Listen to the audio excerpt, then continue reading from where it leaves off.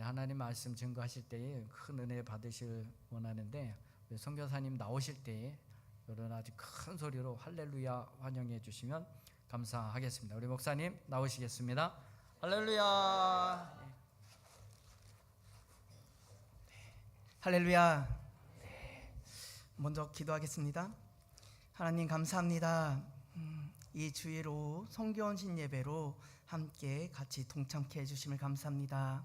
하나님 같이 불렀던 하나님의 그 찬양처럼 하나님의 진리의 증대가 되어서 검단 우리 교회를 통해서 하나님 죽어가는 그 영혼을 살리는 그 역할을 잘 감당할 수 있도록 축복도 하여 주시옵소서.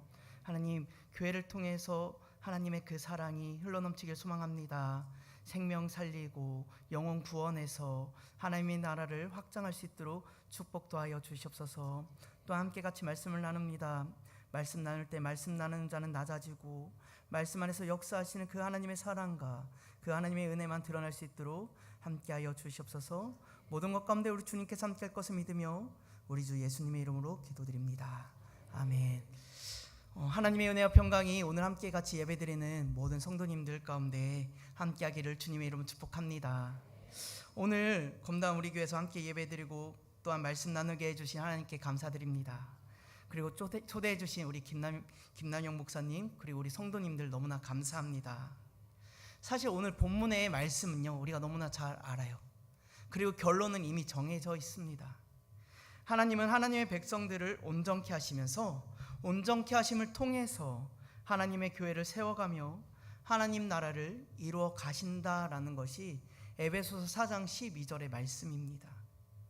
아시다시피 이 에베소서의 말씀은 이방 교회인 에베소 교회를 향한 그 성도들을 향한 바울의 마음이자 편지입니다. 바울이 에베소 교회에 편지를 쓴 이유는 명확합니다. 에베소 교회를 포함하여 당시 아시아의 교회들이 이방인과 유대인들이 섞여서 분열의 위험이 있었기 때문에 바울은 에베소 교회를 향해서 편지를 쓴 것이죠. 그래서 바울은 하나님이 감추셨던 비밀, 그리스도 안에서 이방인과 유대인이 하나가 되어 한 몸 된 교회를 이루고 있다는 것을 알려주고 싶었어요. 그래서 이 에베소서를요 자세히 읽어보면 두드러진 단어 하나를 발견할 수가 있어요. 바로 하나입니다. 하나. 네, 하나. 에베소서 2장 14절에는요 그는 우리의 화평이신지라 들로 하나를 만드사. 15절에서는 이는 자기 안에서 한 새 사람을 지어. 16절에 이 십자가로 이 둘을 한 몸으로 하나님과 화목하게 하셨고 18절에 이 둘이 한 성령 안에서 아버지께 나아가게 하셨다. 그리고 에베소서 4장에서도 몸도 하나요 성령도 한 분이시니 이와 같이 너희 부르심의 한 소망 안에서 부르심을 받았느니라. 주도 한 분이시요 믿음도 하나요 세례도 하나요 하나님도 한 분이시다라고. 여러분 바울이 하나에 대해서 강조하고 있다는 게 느껴지시나요? 하나. 우리 부모님들 자녀들에게 이야기할 때 반복해서 동일하게 이야기를 하잖아요. 그거를 요즘은 그 자녀들이 받아들이는 것을 잔소리라고 이야기를 하는데 그 잔소리를 하는 이유가 뭔가요? 강조하고 있기 때문에 이야기하는 거잖아요. 이렇게 살아가기를 바라는 부모의 사랑과 그 마음이 담겨져 있기 때문에. 바울 역시도 하나에 대해서 강조하고 있는 것이요 너희가 이렇게 된 것은 한 몸을 이루기 위해서야. 한 성령 안에서 한 몸이 되어서 한 하나님께 예배드리기 위해서야 라는 것을 강조하고 있는 것이에요. 바로 하나님께서 예수 그리스도를 통해서 이방인과 유대인들이 하나가 되어 한 몸 된 교회를 이뤄가고 있다는 것을 바울은 알려주고 싶었던 것입니다. 우리가 어떻게 하나가 될 수 있을까요? 예수 그리스도를 통해서 한 성령을 받았기 때문입니다. 지금 여기에 모인 우리 성도님들 저와 여러분요 다 달라요. 또 한 사람 한 사람 각각 다 다릅니다. 제일 먼저 성별이 다릅니다. 나이가 다릅니다. 생활과 환경이 다릅니다. 그리고 또한 신앙의 시작점도 다 다릅니다. 어떠한 분은 수십 년 동안 신앙생활 하신 분이 있는 반면에 어떠한 분은 몇 년 안 된, 아니 어쩌면 며칠, 몇 개월 안 된 분들도 계실 것이에요. 그럼에도 불구하고 우리가 동일한 하나님을 예배하고 찬양할 수 있는 이유는 바로 한 성령을 받았기 때문입니다. 지금도 저는 이 검단 우리 교회에 출석하고 있지는 않지만 함께 한 하나님을 찬양하고 예배할 수 있는 이유는 우리가 한 성령 안에서 하나님을 예배하고 있기 때문이에요. 이 얼마나 크고 놀라운 은혜인가요? 그리고 이것을 함께 예배드리는 우리 검단 우리 교회 성도들을 넘어서 대한민국 모든 열방의 그리스도인들이 함께 한 성령을 통해서 동일한 하나님을 예배드린다는 것은 세상이 이해할 수가 없습니다. 여러분, 이 은혜를, 이 역사심을 세상 사람들이 이해할 수가 있을까요? 나이가 다릅니다. 성별이 다릅니다. 사는 곳이 다릅니다. 어떤 학업과 여러 가지 모든 것들이 다 다른데 한 성령 안에서 동일한 하나님을 찬양하고 예배하고 또한 하나님이 주시는 은혜를 구하는 것, 세상 사람들은 이해하지 못합니다. 또한 바울은 몸을 통해서도 이야기를 합니다. 몸은 하나이지만 몸을 이루는 지체는 다양하다라고. 일단 기본적으로 머리, 몸, 다리로 나누고 머리에도 눈과 코, 입, 귀, 몸에 팔과 뼈, 심장, 폐, 간, 쓸개, 그 외에도 다양한 지체로 우리의 몸을 이루고 있습니다. 중요한 것은 몸을 이루는 지체 중에 어느 하나도 중요하지 않은 것은 하나도 없다라는 것이죠. 여러분, 몸의 지체에 있어서 필요 없는 것들이 있을까요? 우리 몸의 지체 중에 있어서 불필요한 것들이 있다라고 생각하시는 것이 있나요? 제가 작년에 어금니가 썩어서 부러져 가지고 치료하는 그 과정을 거의 1년 동안 겪었어요. 이 어금니가 썩어서 부러질 때쯤 되니까요, 어떠한 느낌이 나냐면요, 통증이 어마어마하더라고요. 그래서 때마다 진통제를 먹지 않고서는 이 통증을 견뎌낼 수가 없었어요. 그때 든 생각은 어금니를 빨리 뺐으면 좋겠다라는 생각이었어요. 좀 어금니가 빠지면은 생활하는 게 좀 수월하겠다, 아프지 않으니까. 근데 막상 이 어금니를 빼고 나니까요, 어떤 문제가 생겼냐면은 음식 먹는 것이 너무나 불편한 것이에요. 평소의 습관처럼 어금니를 씹어야 되는데 어금니 있다라는 생각에 넣는데 안 씹혀요. 그리고 또 아래 어금니를 발치하니까요, 이 위에 있는 어금니에다가요, 아래로 내려오지 않도록 고정을 하더라고요. 그래가지고 음식을 먹으면 이 사이로 다 음식물이 다 끼는 거예요. 너무나 불편하더라고요. 무엇을 이야기하고 싶은 거냐면요, 내 눈에 보이지 않는 것이라도 우리 몸에 있어서 중요치 않은 지체가 하나도 없다라는 것이에요. 바울은 이것에 대해서 앞절에서 다양한 직분을 통해서 이야기를 하는 것이에요. 여러분, 눈에 보이는 직분, 눈에 보이지 않는 그런 봉사 자리, 여러분, 어느 것이 중요하다, 어느 것이 중요치 않다라는 것이 없다라는 것이죠. 오늘 본문에 이렇게 이야기를 하고 있습니다. 이는 성도를 온전하게 하여 봉사의 일을 하게 하며 그리스도의 몸을 세우게 하려 하심이다라고. 근데 중요한 것은 무엇으로 하여금 성도를 온전하게 하며 봉사의 일을 또한 그리스도의 몸을 세우는가가 중요하다라는 것이에요. 무엇으로 하여금. 11절에 그가 어떤 사람은 사도로, 어떤 사람은 선지자로, 어떤 사람은 복음 전하는 자로, 어떤 사람은 목사와 교사로 삼으셨다라고 이야기를 합니다. 한 몸을 이루기 위해서 많은 지체가 있고 많은 지체를 통해서 한 몸을 세우듯이 교회 역시도 다양한 직분과 봉사 자리를 통해서 하나님의 몸된 교회를 세우신다라는 것을 이야기하고 있는 것이죠. 교회에는 다양한 직분이 있습니다. 그리고 이 직분은요, 어떠한 직분이 크고 작고 높고 낮음이 없다라는 것이에요. 왜냐하면 모든 직분은요, 하나님이 주신 직분이기 때문입니다. 여러분, 그렇다면 직분뿐만일까요? 교회 봉사는 어떨까요? 교회 봉사에 있어서도 좋고 나쁘고 위대하고 볼품없는 것을 구분할 수가 있을까요? 성가대 자리는 위대할까요? 그렇다고 해서 봉사하는 교회 식당에서 보이지 않는 곳에서 봉사하는 그분들은 볼품없는 것일까요? 또 주중에 나와서 교회를 청소하는 분들이 계실 것이에요. 그분들은 어떨까요? 무엇이 좋고 나쁘고를 우리가 구분할 수 있을까요? 그렇지 않다라는 것이에요. 이것에 대해서 잘 나타나고 있는 말씀이요, 마태복음 25장의 달란트 비유입니다. 주인이 먼 곳으로 떠나게 됩니다. 그때 주인은 3명의 종을 불러서 자기의 소유를 맡기면서 5달란트, 2달란트, 1달란트를 종들에게 맡깁니다. 5달란트를 받은 자는 5달란트를 남기고 2달란트를 받은 자는 2달란트를 남깁니다. 그리고 주인이 돌아와서 결산하면서 5달란트 받은 자와 2달란트를 받은 자를 칭찬하고 1달란트를 받고도 아무것도 하지 않은 종에 대해서는 악하고 게으른 종이다 라고 평가를 합니다. 여기서 중요한 건요, 그들이 각자가 받은 금액이 아니다라는 것이에요. 이 마태복음 25장 15절 시작에 각각 그 재능대로라는 그 말씀이 너무나 중요해요. 각각 그 재능대로.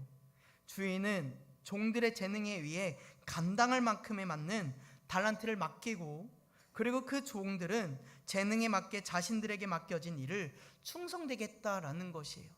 금액이 중요한 것이 아닙니다. 그들에게 그 재능에 맞게 그 일을 주어졌다라는 것이에요. 그렇다면 우리에게 주신 직분, 우리에게 주신 봉사의 일은 우리에게 또한 각자에게 감당할 만큼의 직분이자 봉사다라는 것이에요. 그리고 그 직분에 감당해야 할 역할들이 있습니다. 우리 장로님들은 교회에 있어서 크나큰 그 기반들을, 정책들을 또한 책임에 감당을 하셔야 합니다. 우리 권사님들은 기도의 어머니로서 강단을, 그 기도의 자리를 지키고 또한 성도들을 돌아보면서 함께 예배 자리로 동참하도록 그 역할을 감당해야 합니다. 집사님들은 교회에 있어서 그 일들을 또한 함께 짊어져야 합니다. 눈에 보이지 않는 교사의 역할을 하시는 교사 선생님들은 어떨까요? 우리 아이들이 하나님의 자녀로 그 백성으로 잘 자라날 수 있도록, 성장할 수 있도록 가르치는 일을 감당해야 된다는 것이에요. 그렇게 우리에게 허락하신 직분과 봉사는 오늘 본문의 말씀처럼 우리로 하여금 하나님과의 관계를 온전하게 하는 그 역할을 한 것이에요. 여러분, 우리에게 주신 직분들, 또한 우리가 감당하고 있는 봉사, 섬김의 자리를 생각해 보세요. 그 직분들을 통해서 하나님이 우리로 하여금 얼마나 온전케 하고 계시는지, 또한 나의 그 직분과 봉사들을 통해서 얼마나 우리의 몸된 교회를 잘 세워나가고 있는지, 또 하나님의 그 놀라운 역사심을 바라보고 있는지. 우리는 오해해서는 안 됩니다. 직분과 봉사가 우리를 온전케 하는 것이 아니라 직분과 봉사는 우리와 하나님과의 관계를 온전케 하는 역할을 한다는 것입니다. 우리를 온전케 하실 수 있는 분은 오직 우리 주 예수 그리스도뿐만입니다. 그분께서 친히 어린 양이 되사 십자가에 달려 우리를 위해서 죄로부터 용서받게 하시고 하나님과의 관계를 회복시키시고 우리가 하나님을 아빠, 아버지라고 부를 수 있게 되었다라는 것. 그래서 우리로 하여금 하나님 앞에 흠없는 백성으로 나아갈 수 있게 하셨다라는 것. 다만 직분과 봉사는 하나님의 자녀로 회복된 우리로 그에 합당한 역할을 할 수 있도록, 즉 온전하게, 완전하게 그 일들을 감당할 수 있도록 하는 도구일 뿐이다라는 것이에요. 저에게 오래된 못다한 숙제가 하나가 있습니다. 저는요, 이 숙제를요 미뤄뒀다가 다급하게 해요.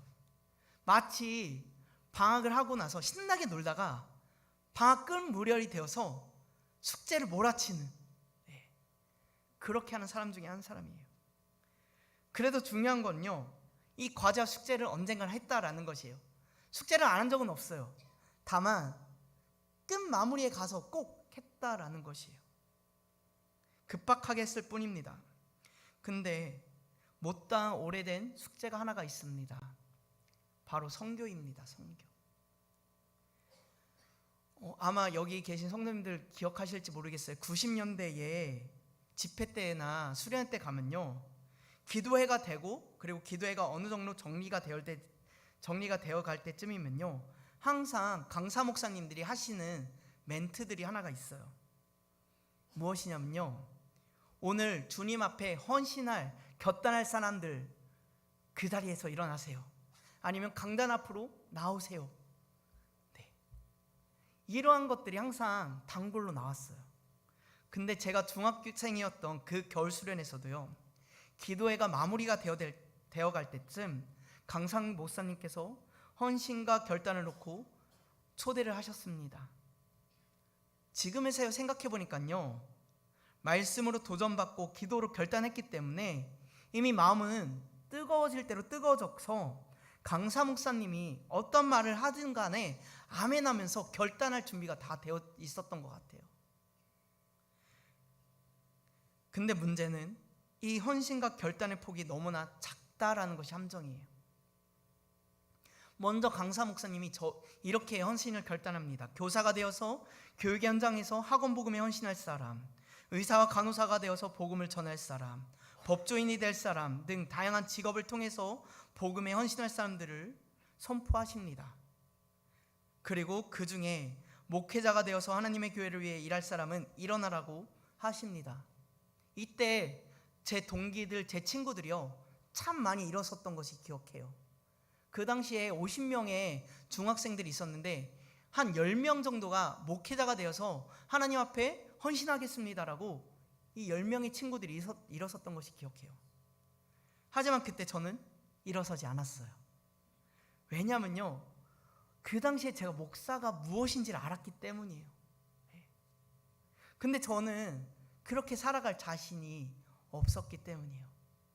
근데 어느 순간 제가 목사가 되어 있더라고요. 그리고 이 강사 목사님의 달콤한 속삭임에 넘어가지 않았습니다. 그 다음에 강사 목사님이 어떠한 헌신을, 결단을 요구할까 생각을 했어요. 강사 목사님은 다음으로 선교사로 하나님 앞에 헌신할 사람은 일어나라 라고 하신 것이에요. 문제는 여기에요. 그 당시에 저는 선교사가 무엇인지 몰랐기 때문에 눈을 감은 상태에서 곰곰이 생각을 해보았어요. 근데 그때 누군가가 저에게 이야기를 해요. 정호야, 이제 일어나야 돼. 야, 너가 교육도 아니고 의사도 아니고 법조인도 아니고 목사도 아니라며, 그럼 이제 일어나야 되지 않겠니? 하면서 무릎 꿇고 눈 감았던 저를 이렇게 세워버렸어요. 그 순간 강사 목사님이요, 하나님을 위해서 선교사로 헌신한 사람을 향해서 박수로 격려합시다 라고 하시는 거예요. 근데 눈 떠보니까요, 저만 서 있었던 거예요. 그리고 저를 향해서 막 사람들이요, 박수 치면서 축복해주고 있는 거예요. 근데 더 무서운 건요, 제 주위에는 아무도 없었어요. 어느 누구도 저를 일으켜 세운 사람도, 저에게 정호야 일어나야 돼 라고 말한 사람도 없었다라는 거예요. 아마도 성령님께서 안절부절했던 저를 보시면서 감동을 주시면서 저를 이렇게 세웠던 것이라고 생각되어서요.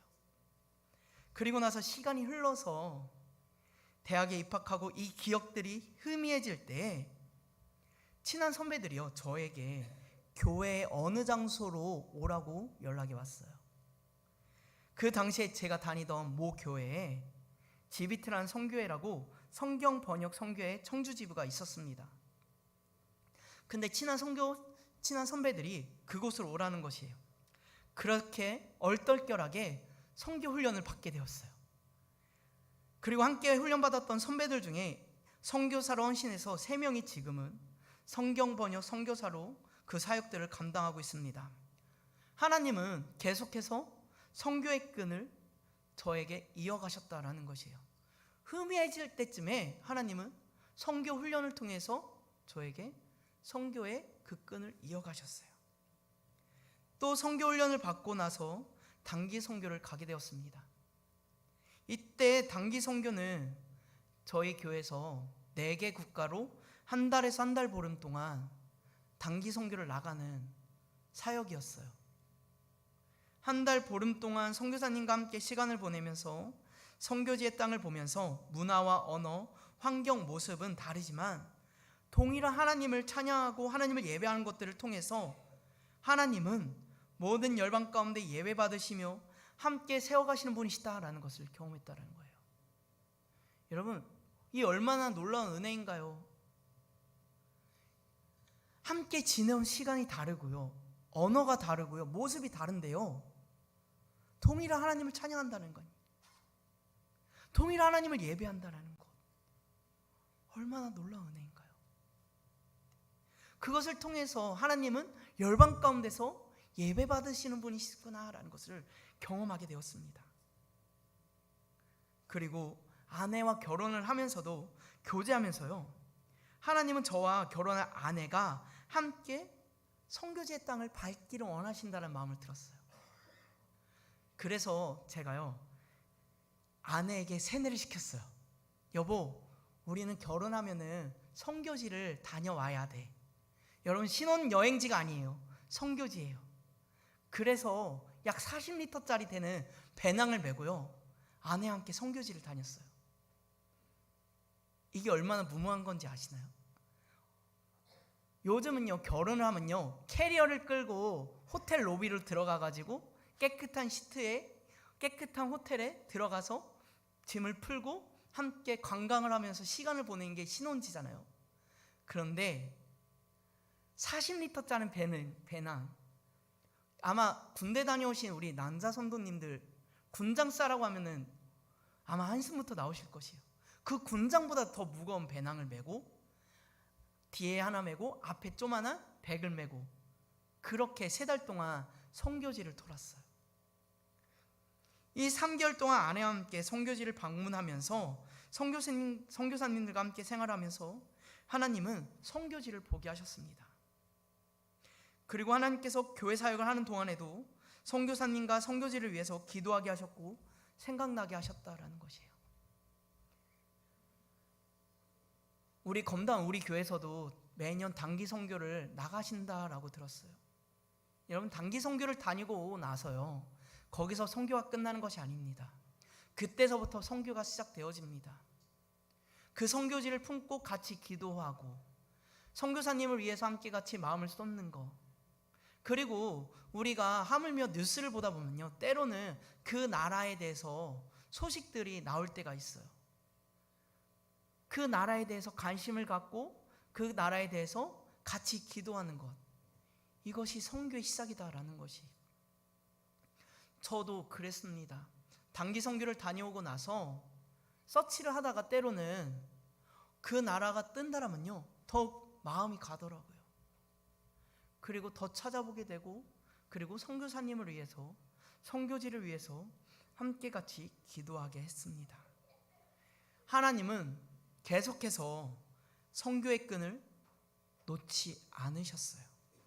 마치 한 가지 숙제가 끝나면은 또 다른 숙제를 남겨놓는 것처럼 그렇게 교회 사역들과 함께 하나님의 그 선교의 끈을 저에게 이어가셨습니다. 그러나 어느 날 제가 섬기고 있던 교회 임직식이 예정이 되어 있었고, 임직 후보였던 성도님에게 연락이 와서 만나게 되어서 이야기를 하게 되었습니다. 이 성도님은 임직에 대한 부담감, 또한 여러 가지 어려운 사정으로 인해서 목사님, 저는 이번에 임직을 못할 것 같아요, 이야기하시는 것이에요. 그때 제가 그분께 오늘 본문의 말씀을 가지고 권면을 했습니다. 이 성도님, 하나님께서 임직을 통해서, 하나님께서 성도님을 통해서 더욱 온전케 하시는 은혜가 있을 것이라고, 그리고 직분을 통해서 하나님께서 봉사의 자리로 성도님을 통해 가정과 곳곳에 선한 영향력을 나타내게 하실 것이라고. 그래서 이 임직에 대한 부담감은 당연히 있겠지만 온전케 하실 하나님을 기대하시라고, 그리고 또한 봉사하게 하실 일을 기대하고, 또한 하나님의 몸된 교회를 세워갈 것들을 기대하면서 임직하시는 것은 어떨까요? 라고 제가 권면을 했어요.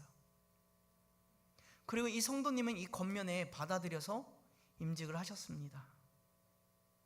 그리고 얼마 후 저와 또한 오랫동안 교제했던 한 선교사님께 문자가 왔어요. 이 문자는요, 짧으면서 단호했어요. 할렐루야, 김정호 목사님 사랑합니다. 주님이 말씀하십니다. 건너와서 우리를 도우라고. 건너와서 우리를 도우라고. 이 말씀은 사도행전 16장 9절의 말씀으로 바울과 그 일행이 아시아로 가려고 하지만 성령께서 그것을 막으셨어요. 그리고 밤에 환상이 바울에게 보이게 되었고, 그래서 바울이 그 환상 중에 바울에게 건너와 우리를 도우라라는 말씀을 바울이 듣게 됩니다. 근데 이 말씀을요, 선교사님이 저에게 보내신 것이에요. 만약에 평소와 같았다면 저는요, 네, 선교사님, 제가 함께 같이 기도하겠습니다. 선교사님을 위해서 또한 선교지를 위해서 함께 기도하겠습니다 라고 답장을 보냈을 것이에요. 여러분, 우리 때로는 그렇지 않나요? 어떠한 교회에서 역할들이 주어졌을 때, 목사님, 제가 같이 기도할게요, 제가 곰곰이 생각해 볼게요 라면서 때로는 그 답을 회피할 때 있지 않나요? 저도 마찬가지였어요. 선교사님, 제가 기도해 보겠습니다, 제가 선교지를 위해서 더욱 관심을 갖겠습니다 라고 답했을 것이에요. 그런데 이번엔요, 그렇게 답할 수가 없었어요. 제가 왜냐하면 2023년을 시작하면서 어느 날 기도를 하는데 하나님께서 저에게 이 사도행전 16장 9절의 말씀을 저에게 들려주셨기 때문이에요. 제가 이 말씀을 몰랐던 것도 아니고, 그런데 그날따라 기도하는데 너무나 크게 이 말씀이 다가온 것이에요. 그리고 이 말씀을 잊어버릴 때쯤 되면은 하나님께서 다시금 이 사도행전 16장 9절 말씀을 저에게 들려주시는 것이에요. 이사 신방을 가서 또한 어떠한 설교 자리를 통해서, 교자의 자리를 통해서 하나님께서 이 사도행전 16장 9절 말씀을 다시금 저에게 되새기게 하신다라는 것이에요. 저는 이 기도 제목과 말씀에 대해서요, 어느 누구에게도 이야기한 적도 없습니다. 그저 마음에만 담아두었을 뿐이에요. 근데 난데없이 이 선교사님의 이 문자가 저의 마음을 흔들었고 저로 하여금 너무나 불편하게 한 것이에요. 여러분, 혹시나 우리 목사님께서 우리 성도님들에게 권사님, 집사님, 장로님, 이 자리 가운데서 함께 도와주세요 라고 했을 때 마음의 부담감과 때로는 불편한 감이 있으시다면요, 한번 곰곰이 생각해 보세요. 혹시나 하나님께서 나에게 주신 이 불편함이 교회를 위한 불편함, 나에게 그 사역의 자리로 향하신 하나님의 마음은 아닐까? 저에게 불편한 마음, 저에게 이 흔들어지는 마음은 그런 마음이었어요. 정호야, 너가 이제는 일어나야 될 때지 않겠니? 정호야, 이제 너가 내 자리로 나와야 될 때가 되지 않았니? 라는 마음이었던 것이에요. 이전부터 선교에 대한 생각과 마음은 있었지만 저는요, 꾹꾹 누르면서 마음을 지켰어요. 그래서 하나님, 저는 아닌 것 같아요. 하나님, 보낼 사람을 보내세요. 하나님, 이런 방법 말고요, 당연히 선교를 위해서 결단하고 헌신해야 되죠. 근데 저는 아닌 것 같아요. 저보다 더 좋은 사람들이 많아요. 이렇게 꾹꾹 누르고 마음을 지키고 거부를 했었어요. 하지만 이번에는 그렇지 못한 상황이었습니다. 왜냐하면 제가 기도하면서 붙들고 있던 말씀이었고 그것을 들었기 때문입니다. 그리고 거기다 제가 임직을 앞뒀던 성도님께 드렸던 말씀이 저에게도 해당되었기 때문이에요. 제가 그분께 임직을 통해서 하나님께서 온전케 하시고 또한 봉사의 자리와 선한 영향력을 주실 것이라고 그분을 권면했는데, 그것이 동일하게 저에게도 해당이 되는 것이었기 때문이에요.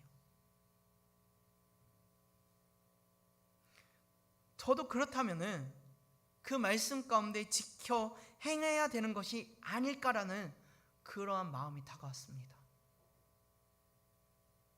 강단에서 말씀을 선포하면서 순종해야 합니다, 결단해야 합니다, 헌신해야 합니다 라고 선포를 하는데, 만약 제가 순종하지 않는다면 저는 더 이상 설교할 수가, 또한 말씀을 선포할 수 없겠다라는 마음이 강하게 들었기 때문이에요. 소위 말하면 사꾼 목사가 될 수 있겠다. 성도들에게는 항상 순종해야 합니다, 결단해야 합니다, 헌신해야 합니다 라고 이야기를 하는데, 제가 만약에 순종하지 못하고 결단하지 못하고 그렇다라면요, 저는 사꾼 목사였을 거예요.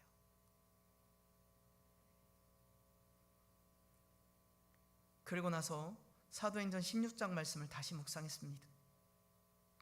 사도행전 16장 10절에서 답을 찾았어요. 16장 10절에 이렇게 기록하고 있어요.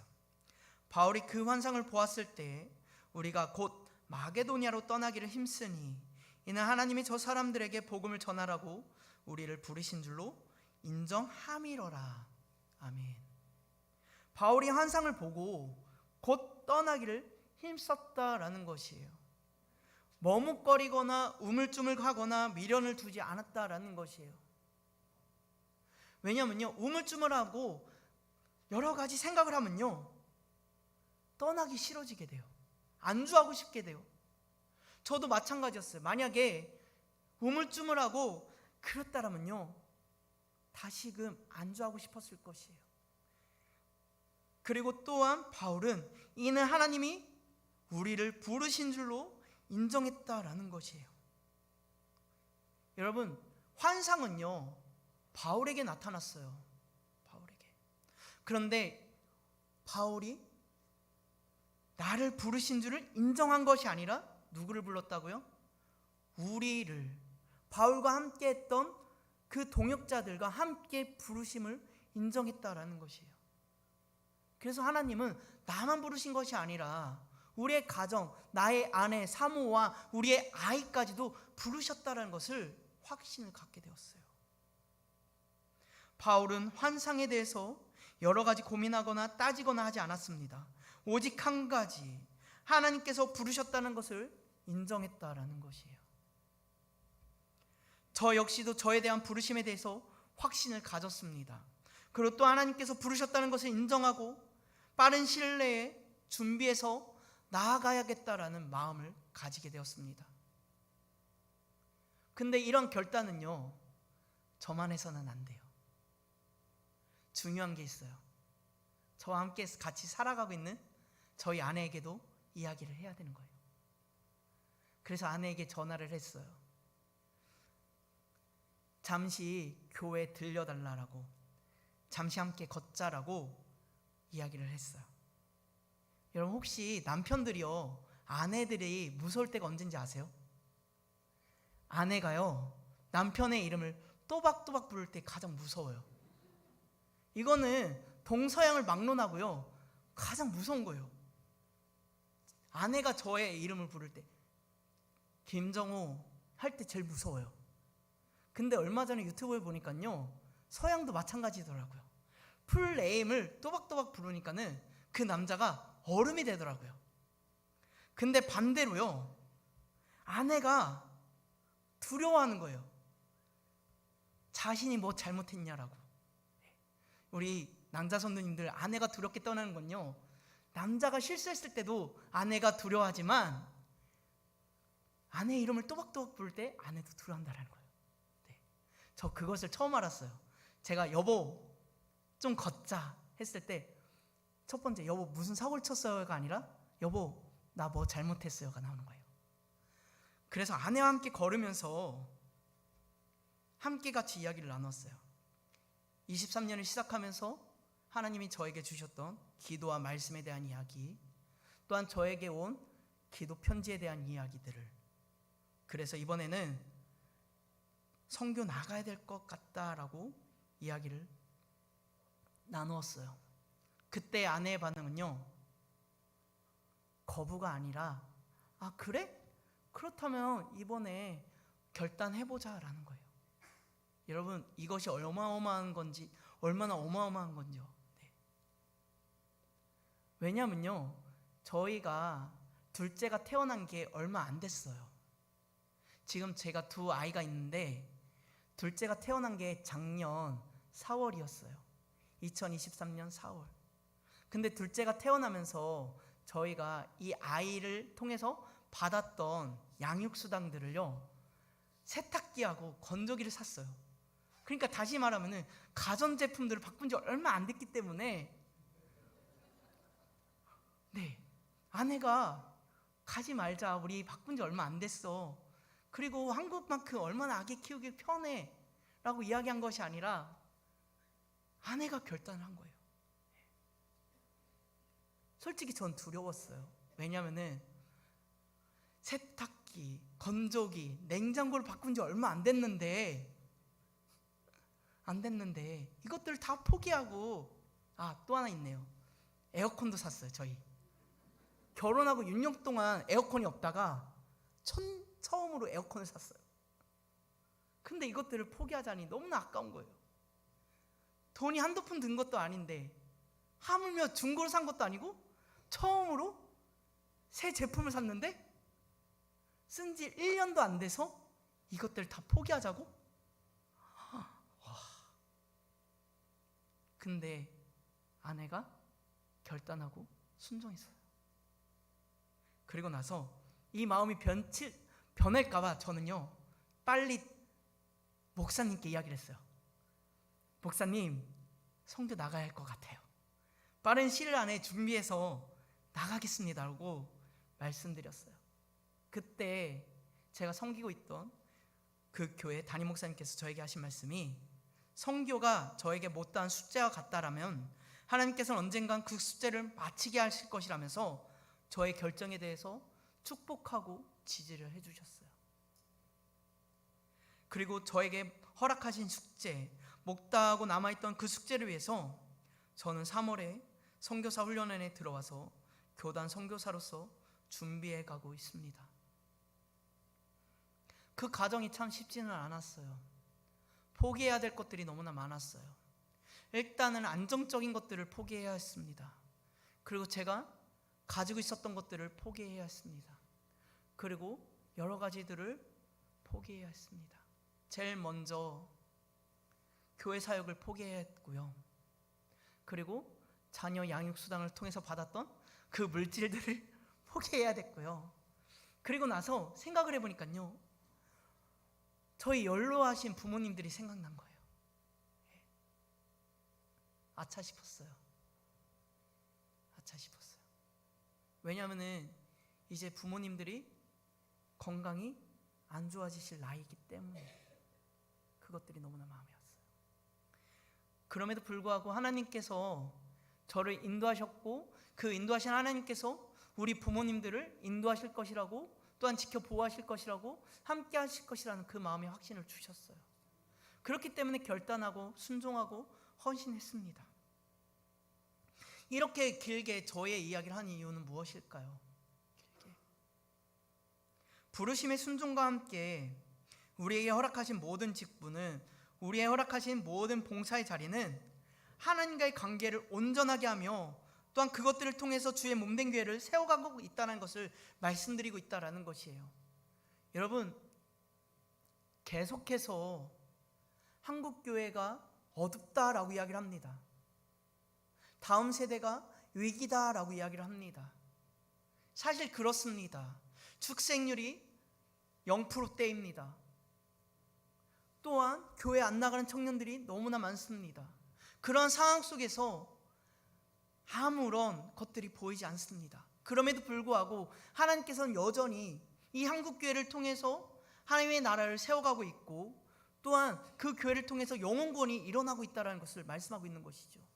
온전케 한 그 성도들을 통해서 전도하게 하십니다. 온전케 하신 성도들을 통해서 주의 몸된 교회를 세워가게 하신다라는 것이에요. 여러분, 직분은 누가 받을 수 있나요? 교회 섬김과 봉사는 누가 할 수 있나요? 세상 사람들이 전도할 수 있나요? 세상 사람들이 교회 봉사와 그 섬김을 할 수 있나요? 아니지요.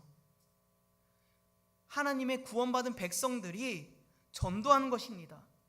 하나님의 구원받은 그 백성들이 교회의 일원이 되어서 교회를 섬기고, 하나님의 몸된 교회를 섬기고 함께 이뤄가는 것이다 라는 것이에요. 마찬가지로 선교지도 마찬가지입니다. 계속해서 선교에 헌신하는 선교사님들이 너무나 적어요. 10년 전만 해도요, 선교에 헌신하겠다라는 저희 교단만 해도 17가정, 10가정이 되었습니다. 근데 불과 3년, 4년 전만 해도요, 그 숫자들이요 확 줄어들었어요. 5가정, 4가정, 4가정. 지금 저희 35기 훈련받는 가정이요 4가정이에요. 근데 문제는요, 향후 5년에서 10년 사이에 은퇴하시는 선교사님들이 80에서 90%의 선교사님들이라는 거예요. 현재 296명의 선교사님들이 나가 계십니다. 그렇다면 얼마나 많은 선교사님들이 은퇴한다는 것일까요? 그런데 그 은퇴하신 선교사님들에 비례했을 때 헌신하는 선교사님들이 너무나 적다라는 것이에요.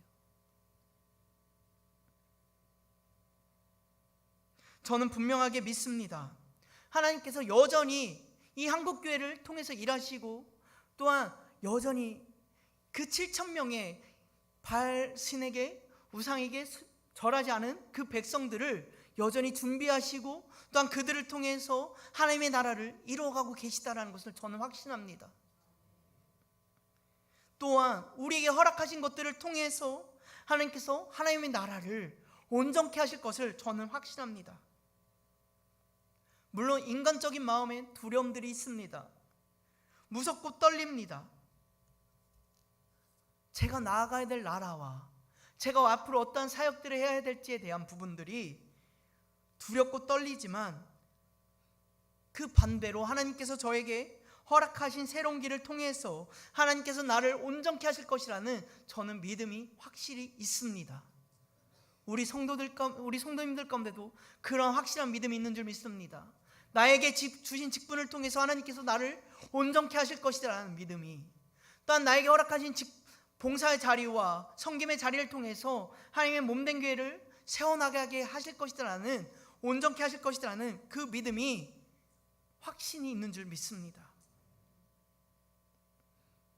그리고 또한 혹시 저처럼 하나님 앞에 못다한 숙제처럼 남아있는 것들은 없는지요?